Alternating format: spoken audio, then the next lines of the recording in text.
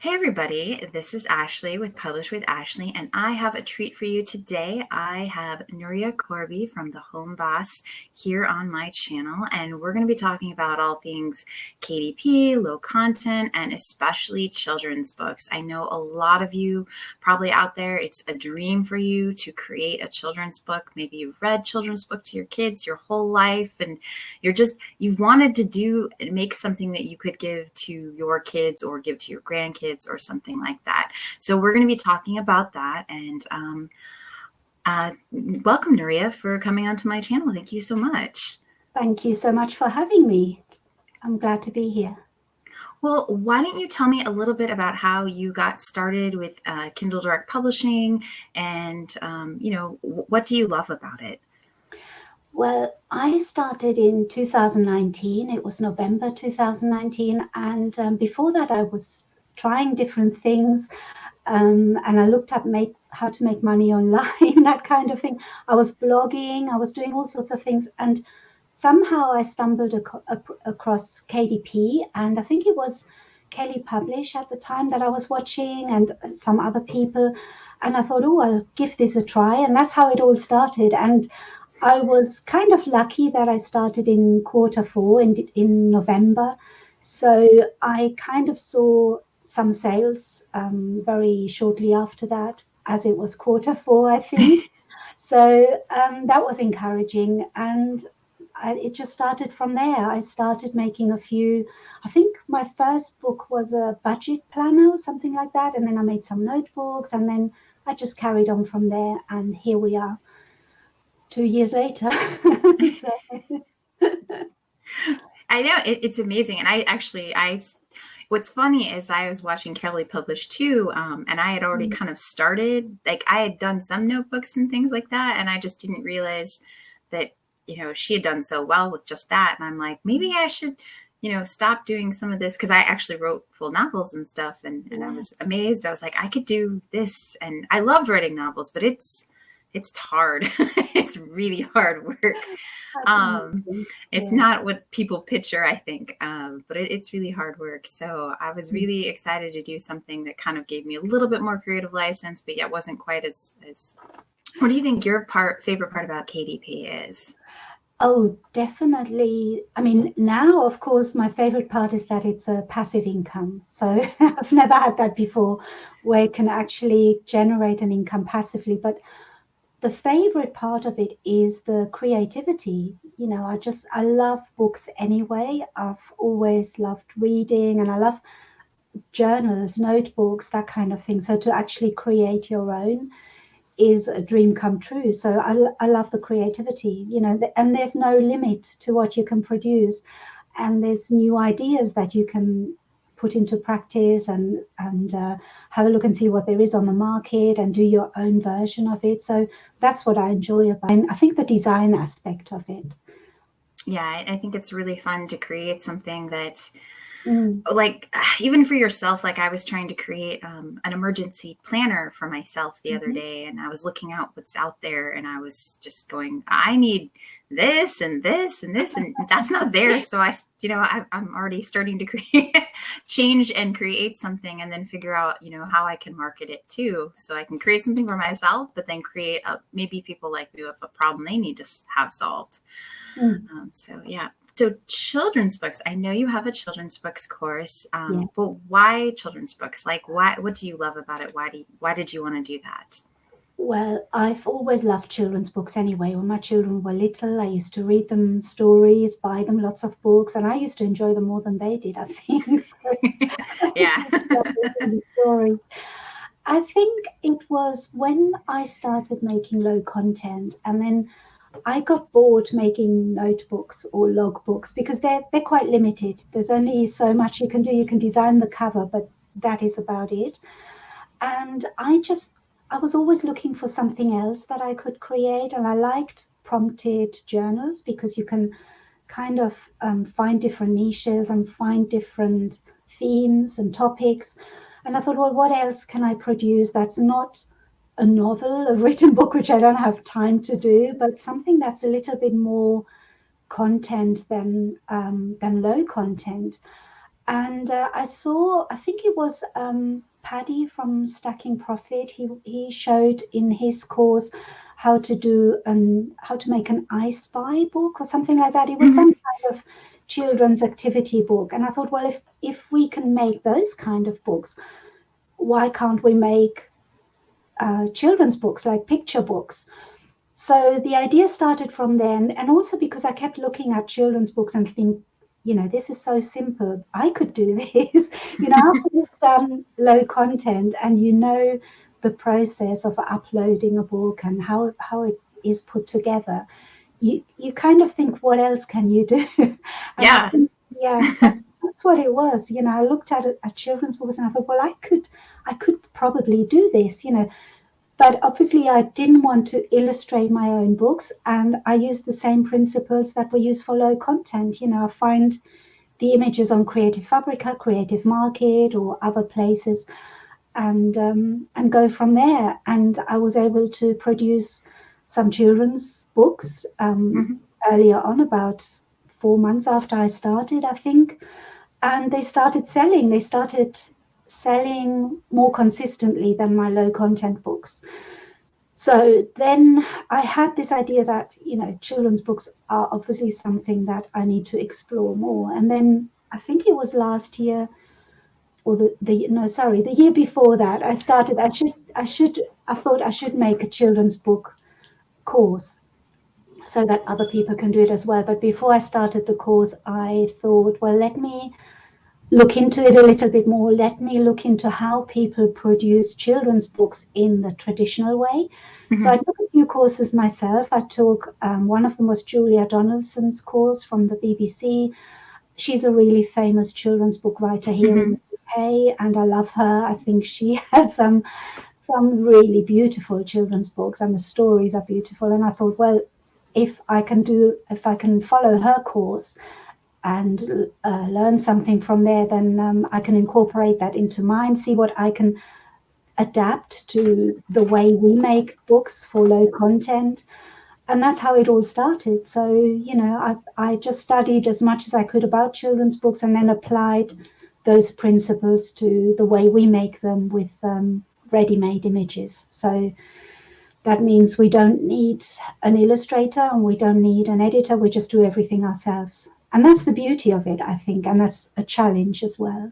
Yeah, because that's one of the first things that when I say, hey, you could do a children's book, and even kind of my own mind would say, well, I can't draw, and I don't want to pay an illustrator because that's really expensive, which is true. There are some ways to get around that. I know some college students, you can get images for free as they build their, portfolio. But yeah, to be able to create something without the hindrance of worrying about being able to draw or find an illustrator. So what do you look for when you're trying to find like ready-made images? Is there certain characteristics you're looking for to kind of give people ideas into like, that this is possible, right? Yeah. Does that make sense? I think, sometimes people go about it the wrong way around. I think a lot of people have got a story in their minds and they then try and find images that fit that story. And I do it the other way around. I have a look at lots of images on Creative Fabrica, Creative Market, and I see little characters. And as soon as I see their little faces or whatever they're doing, I almost imagine a story behind that. So I kind of adapt the story to the character rather than the other way around. So I guess it's not such a good course for people who want to publish a particular story, because people will have a particular story in mind, and that's the story that they always wanted to write. And it might be based on personal experiences, it might be based on their own children. So I can understand why people want to do that. But it's trickier then to find images to fit that.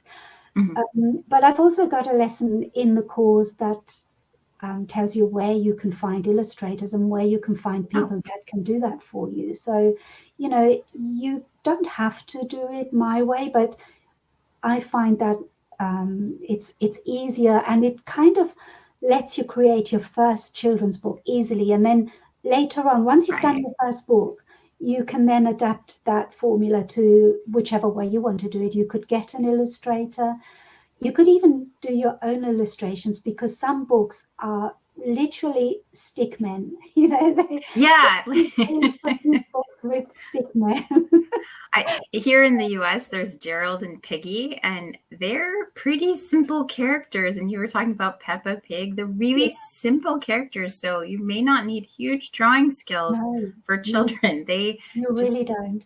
No. they have a different point of And view. children, especially children, they have such an imagination. The way you tell the story is really the essence of the book, and then the pictures just sort of, they help, they help the Right. child visualize it. I do think though that you need to have a strong character. If your main character can be quite strong in that sense, in the design, and maybe he looks funny or she looks funny or they look cute, whatever it is, the main character kind of has to appeal to children. But who's to say that a little stick doesn't appeal to children? I mean, Yeah, they like so many different things, as long as the story is good. the story is good. That is true. And Yeah. and something I was thinking about when you were talking about, people wanting to do a certain story, Mm. to get novels. I come along with this with novels a lot. People want to write, their novel, and they have this fantastic idea, but your first novel is so hard. And Yeah. so starting with something that you can create easier, that maybe isn't your dream project, but trying to create just that learning the process of creating a children's Yeah. book. And your first one is never, it can be good, but maybe it's not as good as, the next 20, right? It's never going to So be your best. right. It could be, but wow, that's awesome if it is. Yeah. Um, but yeah, like to do your dream project a little bit further down the road, when you can really actually achieve that dream, I think is something that people should think about. There's baby steps to getting there too, and just being able to create something and get it out into the world and learn it's like jumping. Instead of trying to jump up a cliff, you're just trying to make stairs up there. And I think that's a thing that people really need to consider too, that they're not like giving up on this dream, right? No, They're just not at all. they're just making their way towards the dream. Exactly. They're just, it's a learning curve. It is. You have to learn the process. You have to, and you find so many different things. Every book that you make, you learn something different, not just about the process, but also about how you approach the story. You learn where to find images. You learn how to express it differently.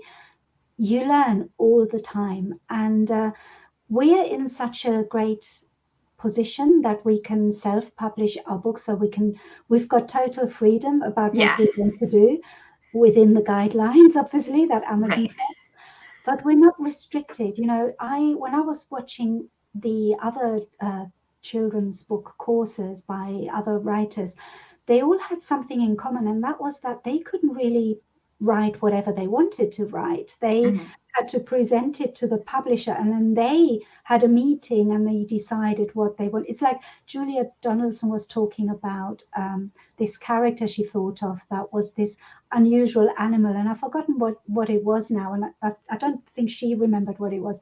Some unusual animal that she researched and that she wanted to make that her main character, and she presented it to the publisher. They had this meeting about it, and she told the story and what the character was going to do, and they all sat around the table, and then they said, yes, that sounds good, but what about if we make it a bunny rabbit? I know. Well, and idea, and they shut it down, and no, let's talk about a rabbit.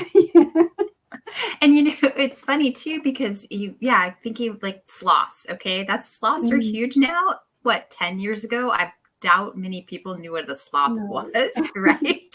So like the first person who created a sloth, you have like that freedom to do something that could become a trend or unusual or something like that. So you have that ability. That's really kind of freeing in so many ways. So good. I mean, we can do whatever we like with our book. We can have whatever images we like. I feel that is the ultimate creativity. No one tells us what we can do, what's good, what's not good. I think obviously there are a few things that are standard, like it's always a good idea to have a happy ending in a children's book. Yes.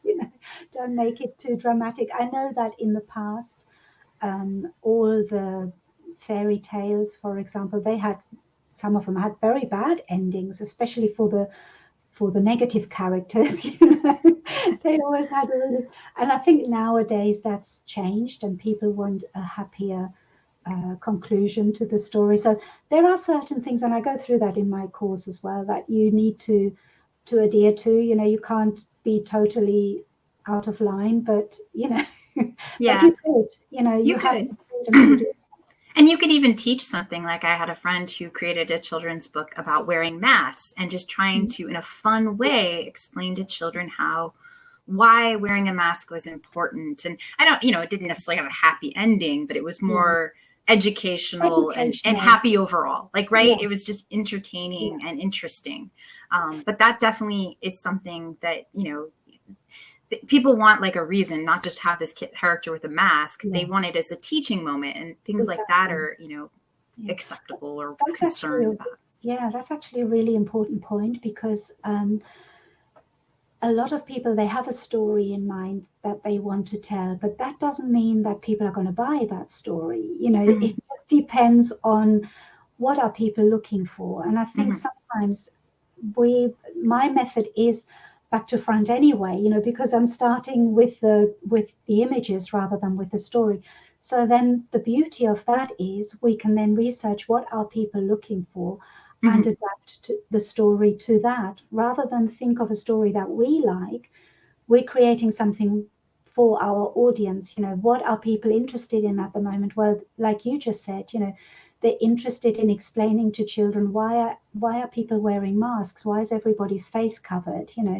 There are so many things that are really topical at the moment that people want to know about, and that can be incorporated in a children's book by, as an educating tool for parents as well. So, there's just so much you can do with children's books. Yeah, you really can. Like so many, like counting and first day of school and kids with anxiety or open-mindedness. And what I actually like about finding images is sometimes it gives me the ideas that are way out there, because kids have such fluid imagination. Yeah. Like you don't have to explain why the bunny rabbit turned into a pig. You just say it's a magic, and they're like, okay, right? They're okay with that.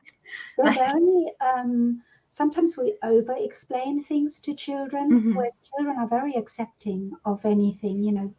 I remember with my children, they were always asking why this and why that, and why is this happening, why is that, and at some points I didn't know the answer myself, and then I just used to throw it back at them. I said, well, why do you think?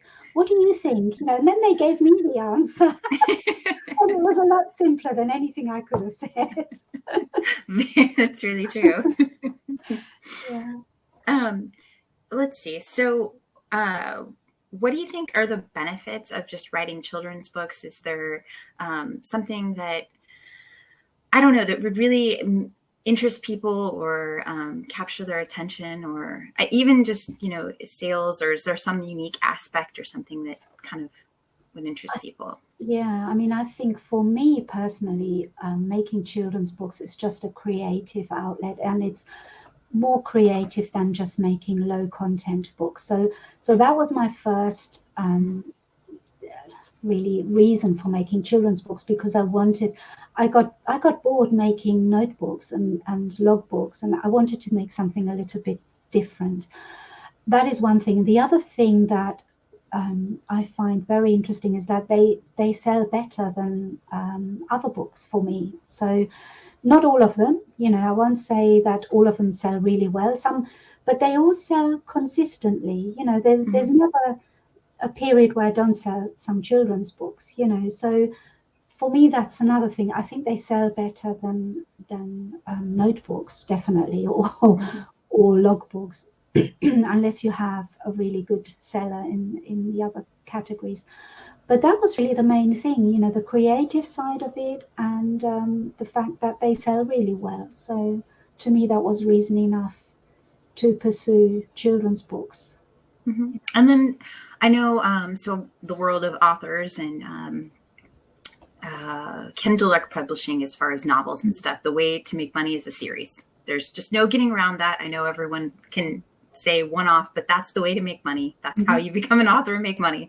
But that's what you can do with the children's books, because you can make maybe you could use the same character over and over again, but it could be a series of, maybe learning steps or similar characters, or maybe a character who is in just highlighted in one book came and joins the next book and has their own, right? So really good. Yeah.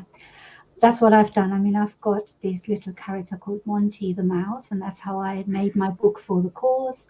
I've already got another book as well for that. And I plan on, I mean, I have different pen names that I use, but the one I used for the book that I made for the cause, that was the name Tina Kid. And I plan on making that into a brand, or not so much a brand, it's an author name, so right. but it will be an author. She will be producing the Monty books, and they will be educational, fun books. And then I've got other names that make different kind of children's books. Some are sort of more fairy tale related, others are more funny. You can make so many different genres in children's books as well. And then you can really, like, for example, for children's books, you can enter book award competitions. So for the Monty book, for my first Monty book, I've already won 3 book awards, and I've been nominated for 3 on the new one. So I'm waiting to see what happens on that, but I won't know the results till later on in the year. And they are all things that you can do with children's books that maybe you can't do so well with low content books. You can enter book award contests. You can build your author page and, like you said, build a series of books. So that is all stuff that you can't do as easily with low content books. Right. So, you can also do Kindle book. Yeah, and you can do the Kindle version of the books. So that's a totally different ball game altogether, which I still have to learn. Well, I know everyone's always worried or interested in marketing. So here's something from my novel days is you can do the Kindle book and say you have a series of them. You can offer, first you had Monty counting or whatever, and then you have Monty going to school, right? You could offer Monty going to school first at free on Kindle Direct Publishing for, is it 30? Yeah, it's 30 days it can be, or is it 10 days, or it's 5 days, I think, every 90 days, I think is what it is. You'd have to look, but you can enter the Kindle Select program, and then people can get that for free and then go, oh, I want to buy the paperback, or I want to get all of the Kindle books, or things like that. So that is a free marketing method that's available to people. And I know everyone worries about giving away their stuff for free, but you shouldn't, because that gets people interested. And it's a very, select, it's like 5 days every 90 days. So it's not like you're giving billions of copies away. And actually, if you did give that many copies away and you had a bunch of other books they could buy, that's awesome. That's like every author's dream, to give one away to have 1 million customers, right? Like that's amazing. Yeah. There's just so much more scope when you've got a higher content book, like you said. I mean, there are different ways of promoting your books as well that you don't have that option with low content books. Like I said, I mean, the awards thing is one thing, because that gives you a lot of scope to promote yourself. Then there are I still have to look into all of this, because it's new to me as well with the ebook side of things. But there are places where you can promote your book, that other readers then, or other authors exchange. It's not an exchange of reviews or anything like that, but I know there are things in place. There's another thing that I'm looking into, which is ebook fairs. It's like a book fair but online. There's just so much you can do. There's a lot. Those kind of books. And if anyone's familiar with Bookbub, there's always children's free. So Bookbub, you can apply to get in. And one of the easier categories to actually get in is children's books, because they just BookBub is really overrun by romance authors, mystery writers, and a lot of other things. And children's book authors don't tend to look at BookBub. So it's actually, and it's a huge, it's a huge thing. If you're into writing books and stuff, if you look into it, any of the blogs, you'll see that to get a BookBub is like awesome for your business. It's like one of the best things. And in children's books, it's actually easier than it is in any other category, just because, like I said, children's book authors don't think of BookBub to do that. But it is a great marketing method that you can use if you can put your book for free for a few days. That is actually something I need to look into as well, because there's so many things out there to help you promote your books. There are. Which you don't realize when you're doing low content. You don't. It's a different world almost. So yeah, and I like that. I think that's what I enjoy, making low content, and I'll continue making low content. But there's a lot more to the children's book side that I quite like to explore more. Yeah. And it's nice to have the mix, right? Either it's a creative outlet, or like you said, it's consistent sales. It may not be a lot, but consistency, there's something to be said about consistency. Definitely, yeah. Yeah, so, and it's a lot of fun. To me, it's been the most fun thing to do. Yeah. Yeah, and what I really do like about your course is that you do take people through how to write a children's book, what is common with the children's book, and it doesn't feel so free Wild West out there, like, here, write a children's book, but I don't know how, right? You really go through and talk about layouts and story and, how many pages, and just that you definitely have to consider age when you start aiming, what age group are you aiming at with children, and that definitely changes your complexity of your book, or makes it more complex, right? Less or more depending on age. And people don't think about that often.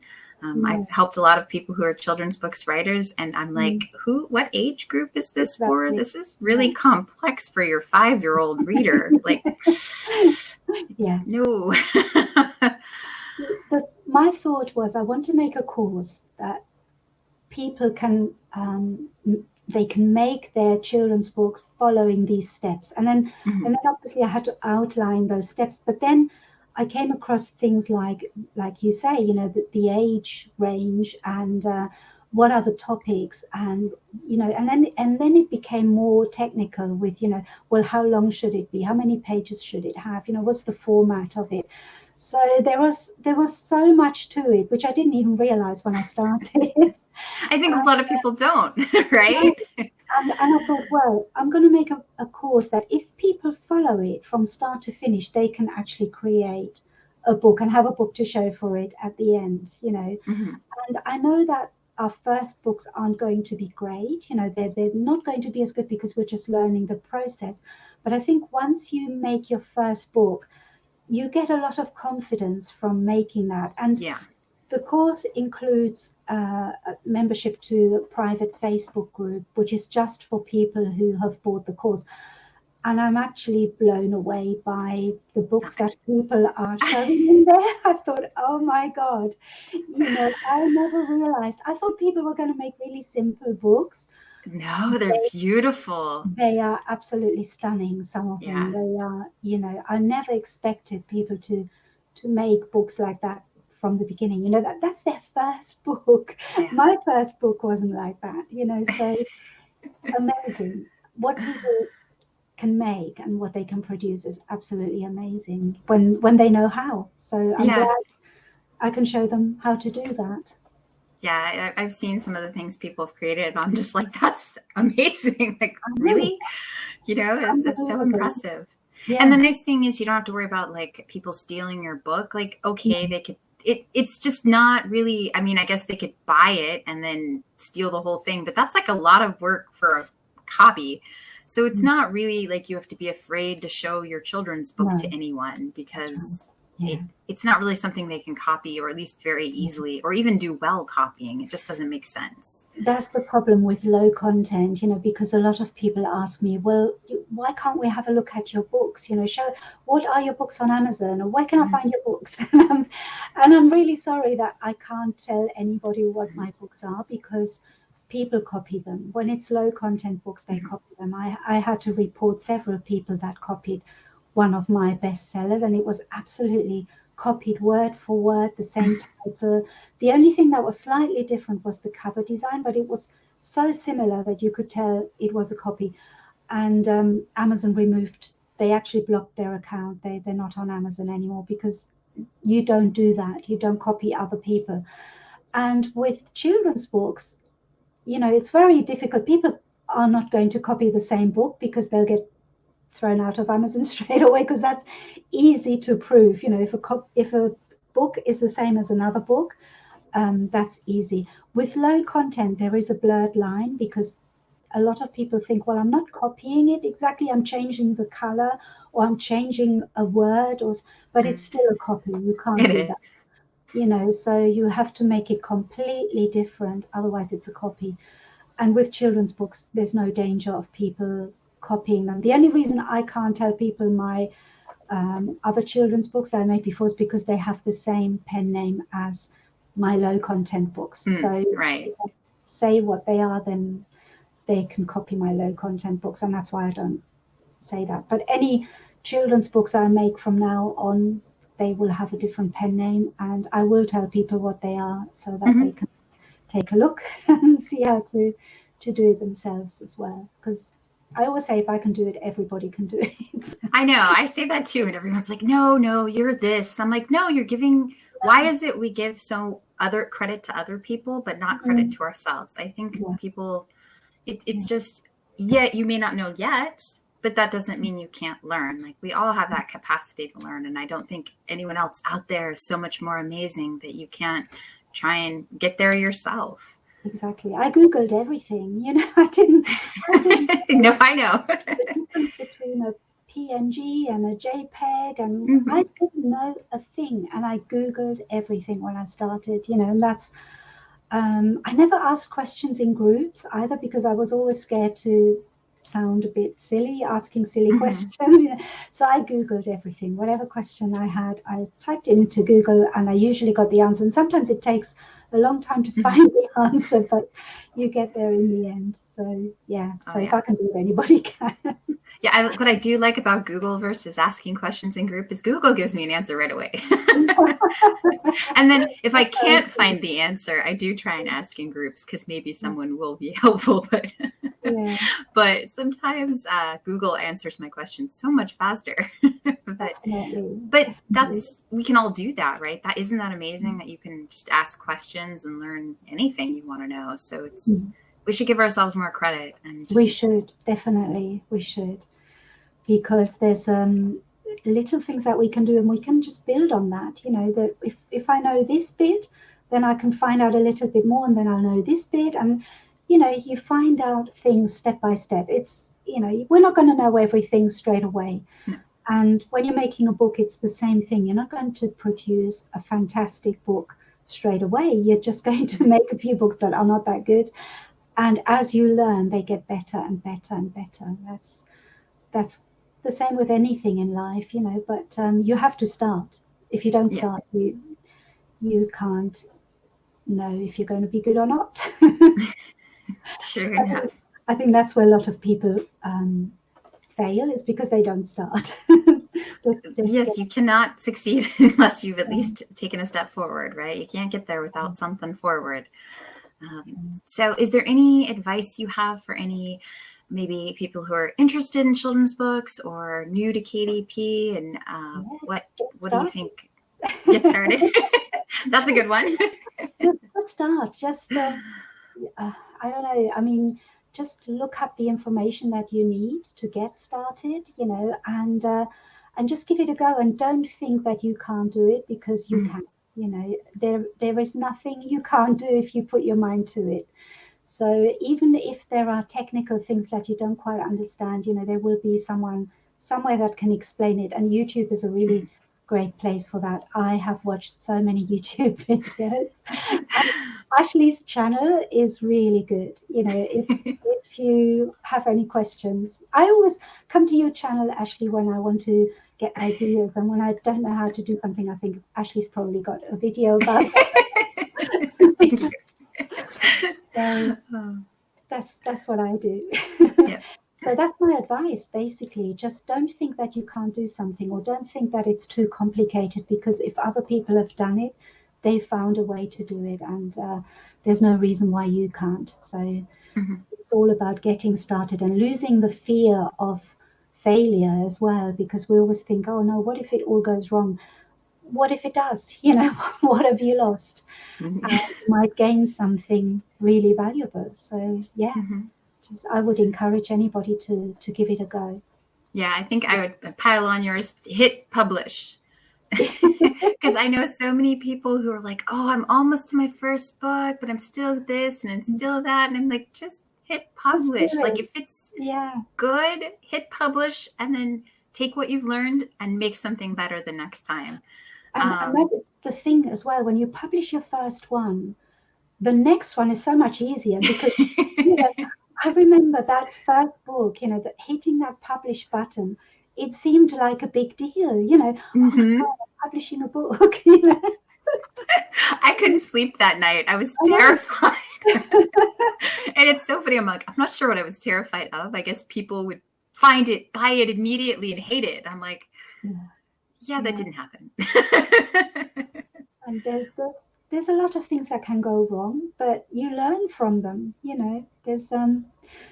There's I think one thing that happened when I first started and I was starting to sell a few books. I got a negative review. I got a 1-star review for one of my books, and it wasn't even my fault. It was the printer had misprinted Mm. the book. It was all wonky or whatever. It was wrong with it. And of course, they weren't happy, and they said it's not even worth $1 or something like that. It was a really horrible review, and that really takes your confidence down to the lowest level ever. And I thought, shall I continue with this? I don't. I was really down about that for days, and it stopped selling as well, and that obviously Mm. confirmed to me that, well, people are reading the review and they don't want to buy the book. And then after 2 weeks it started selling again, Mhm. and ever since then that book is now one of my best sellers. I've sold so many copies of that book. I've got, I think, about 400 reviews now, and they're mostly positive. There will be instances where Amazon misprints your book, and Yeah. it will come out wrong. And whoever buys a book like that should just return it. You don't even have to return it. Amazon will send you a new one if you tell them Yeah, this they will. happened. Yeah. So it will happen, but don't let that deter you, and don't think that your book isn't going to sell, because your book will sell. It's just, that's what happens. You get some negative reviews. You can't Yeah. avoid that. That's just part of it.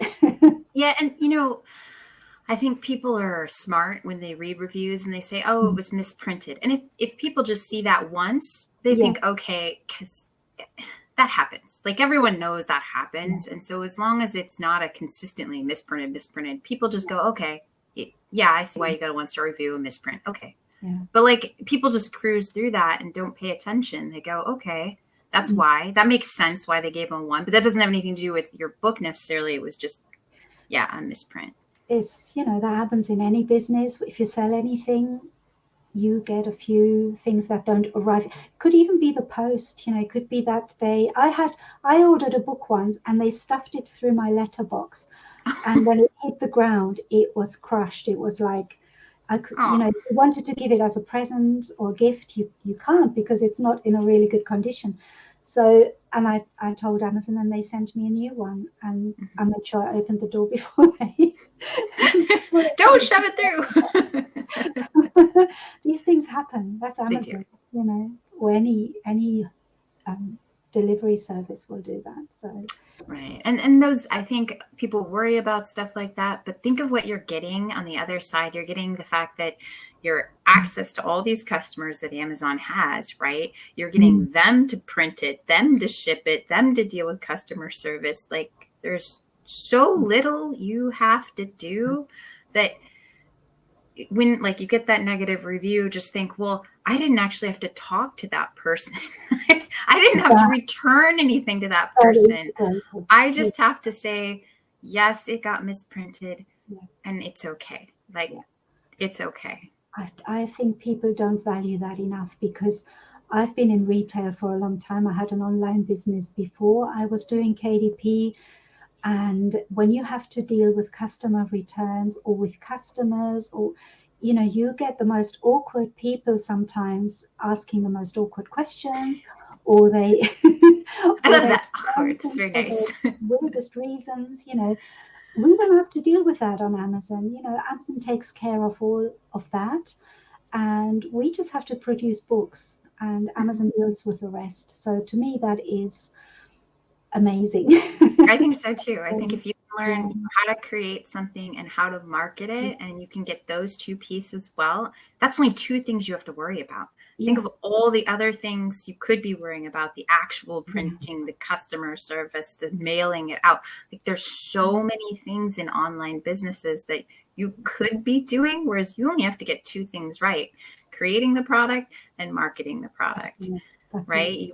You've just Yeah. got to work on two skills. Now, there's a lot of skills within those skills, Yes. but There but at least it's got it's like an envelope, and you have a place to aim at, versus like everything, right? Instead of everything, you just have to focus on two things.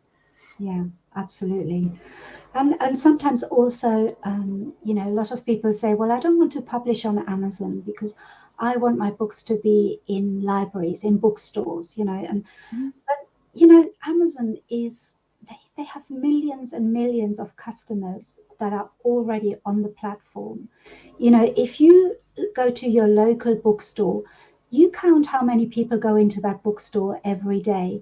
And out of those people, how many are going to buy your book of all the hundreds of books that are in that bookstore? Mm-hmm.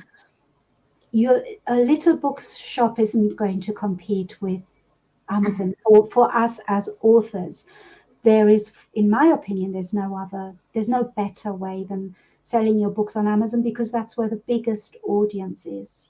So obviously it's got Definitely. its pros and cons, as in everything. But I think you have to look at the positives on, Mm-hmm. with KDP and self-publishing. And to me, there are more positives than there are negatives, definitely. Yeah. Mm-hmm.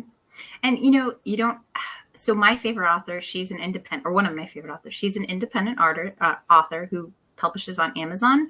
I found her book in my library the other day, her whole series, and someone requested it to be in the library. So don't think that's out of the range. No. Your library can request it and purchase Yeah. it from Amazon, especially children's books and things like that, because they have, they're not what would be considered low content, no content. They'd be considered like content, right? Because it's got photos and a story and whatever. So, Yeah. but it could be in a library, because my favorite independent author found her books and I have a tiny library, so it's possible.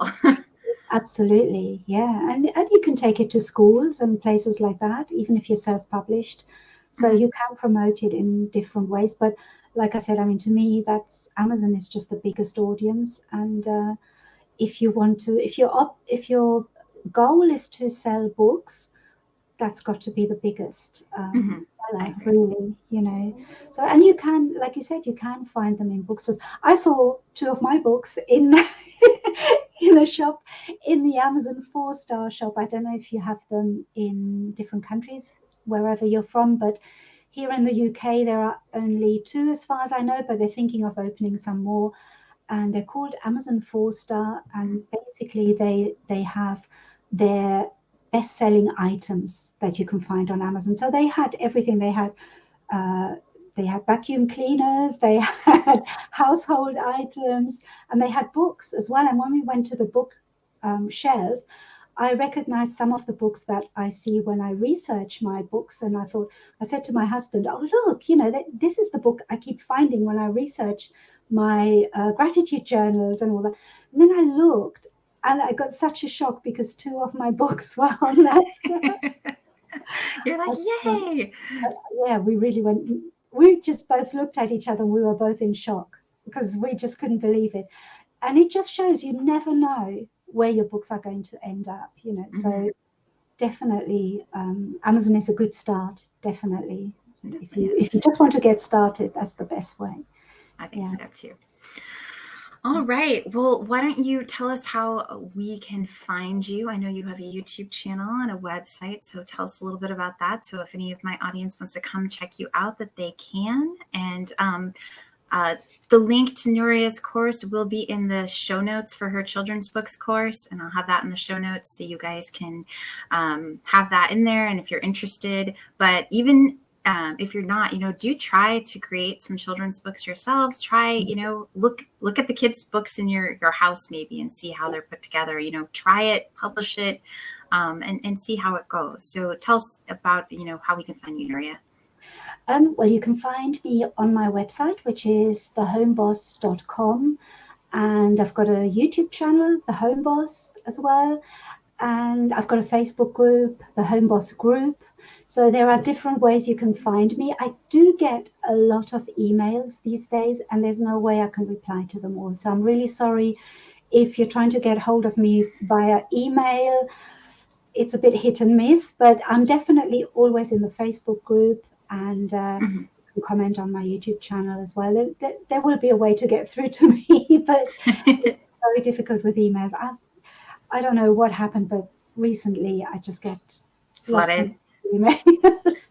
That's awesome. Yeah, no, I love your channel. I'm always watching and coming up. Just it's so fun to see other people and what they're doing, and just I think we can all learn from each other and grow, and just everyone has a different brain, right? So it all works different ways, and it's so fun to see how someone else thinks, and then what you could take their idea and make it something else. I was watching Paul Miles, how you say his name, and he had an idea, and I went, oh, I can change that to this, and it would work perfect for what I want to do. So it's fun to listen to other people and get new ideas. Exactly. And I learned so much from you as well. When I first started, I watched your channel all the time, and I still watch it because you have amazing ideas. And when I want inspiration, that's where you should go to Ashley's channel, because she's got a great imagination, and hopefully that rubs off on me when I watch your videos. You can have all my ideas. I have more ideas than time, so I have no problem donating ideas to people. Bring them all here. I got crazy ideas for children's books. You can have them all. It was lovely talking to you. Yes, well, it was so wonderful having you here, Nuria, and thank you so much. And is there anything else you want to say before I go? No, that's it really. I think we've covered most things. I'm sure if people have questions, they will put them below your video, and and I'm just very happy that that we talk to each other, because this business can be a little bit lonely, can't it? We don't speak to anybody else in the world about this. It's true. People think I'm a little weird. So I always think that other YouTubers in our sort of business, they're great people to connect with, because we have the same problems, the same obstacles, and that's why we can learn from each other, I think. So I'm looking forward to your next video. Thanks. Well, everybody, thank you for being here. Please like and subscribe to my YouTube channel and Nuria's as well, The Home Boss. And we will see you, or at least I'll see you in the next video. Thanks. Bye. My phone.